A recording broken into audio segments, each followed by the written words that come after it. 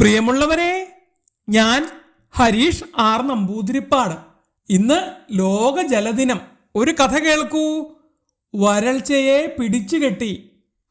ഒരു ദിവസം ഒരു കൂട്ടം ആനക്കുട്ടികൾ വരണ്ട പുഴയുടെ തീരത്തുകൂടി കടന്നു പോകുമ്പോൾ കുറെ കുരങ്ങുകൾ അണക്കെട്ട് നിർമ്മിക്കാൻ ഒരുമിച്ച് പ്രവർത്തിക്കുന്നത് കണ്ട് കൗതുകത്തോടെ അവരെ സമീപിച്ചു. നിങ്ങൾ എന്താണ് ചെയ്യുന്നത് കൂട്ടരെ? എന്താണു കൂട്ടരെ കാട്ടുന്നു നിങ്ങൾ? വെള്ളത്തിൽ ഇങ്ങനെ വേലി കെട്ടി. കളിയായോ കാര്യമായോ കുട്ടിക്കുരങ്ങന്മാരെ? കൊടും വേനൽക്കാലമല്ലേ വരുന്നത്.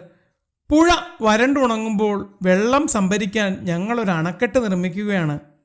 ജ്ഞാനിയായ വൃദ്ധൻ കുരങ്ങ് മറുപടി നൽകി. കാലാവസ്ഥയ്ക്കനുസരിച്ച് പെരുമാറണമെന്ന് ഞങ്ങൾ പഠിച്ചു. കൂട്ടത്തിലുള്ള മറ്റു കുരങ്ങുകൾ പറഞ്ഞു. കടുത്ത വേനൽക്കാലമെത്തി പുഴ വരണ്ടു പോയാൽ കുടിക്കുവാനായി വെള്ളം തേടി എവിടെ പോകും നമ്മൾ? ചെറിയ ചെറിയ ചുള്ളി കൊണ്ടൊരു തടസ്സമുണ്ടാക്കിയിടുകിൽ കുടിക്കുവാനുള്ള വെള്ളം പുഴയിലെന്നും നിറഞ്ഞു നിന്നിടും. കടുത്ത വേനൽക്കാലം. ആനക്കുട്ടികൾ അത്ഭുതപ്പെട്ടു.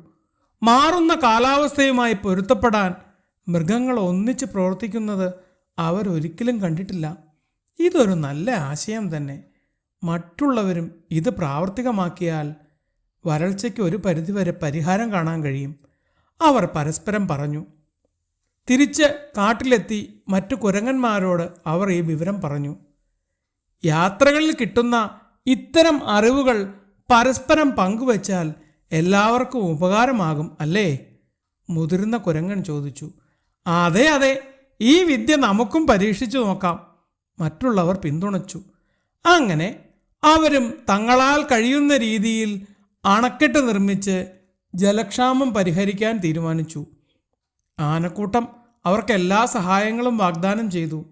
അങ്ങനെ അവരുടെ കാട്ടിലും വരൾച്ചയെ പിടിച്ചു കെട്ടാൻ സാധിച്ചു.